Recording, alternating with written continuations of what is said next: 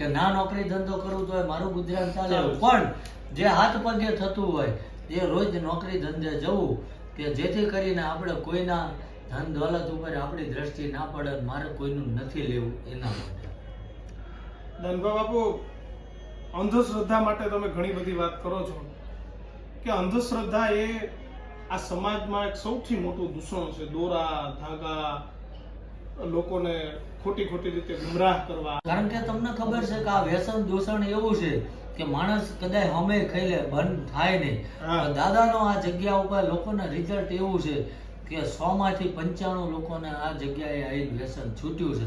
પણ ક્યાં ને કે જે મનથી મક્કમ થઈને આયા કે દાદાને હાથ જોડીને એવું કીધું, દાદા હવે આ માર્ગે નથી જવું અને તું અમને આમાંથી બચાય. એને હું કોઈ ચમત્કાર નથી કરતો, હું કોઈ મંત્રેલું પાણી નથી આપતો, કોઈ મંતર નથી મારતો, પણ જો કદાચ રસ્તો ભટકી ગયા હોય અને જેને સાચી દિશામાં જવું હોય તો પરમાત્મા એને રસ્તો જરૂર બતાવે છે. બાપુ, આપણે દારૂની વાત કરીએ. દારૂની બધી એ સમાજ ઉપર એટલી બધી રીતે હાવી થઈ ગઈ છે કે આને દૂર કરવા માટે ઘણા બધા પ્રયત્નો થાય. છોડવા માટે કેટલા લોકો આવે છે, ક્યાં ક્યાંથી આવે છે? કે ગુજરાતના ખૂણે ખૂણેથી લોકો આ વ્યસન મુક્ત માટે આવે છે.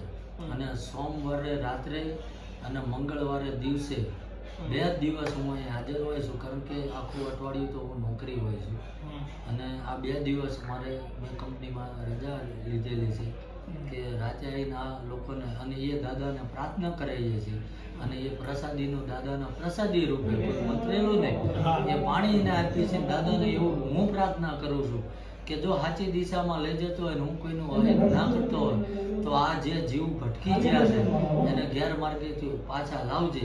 અને જેના ક્યાંક ઘડિયાની પુનઃ છે, જેના ક્યાંક સારું છે અને કાલ એ આ માર્ગેથી પાછો વળશે ને લોકોને સારા માર્ગે લઈ જશે તો દાદા એની મદદ કરે છે. બાપુ, આપણે આમ જોતા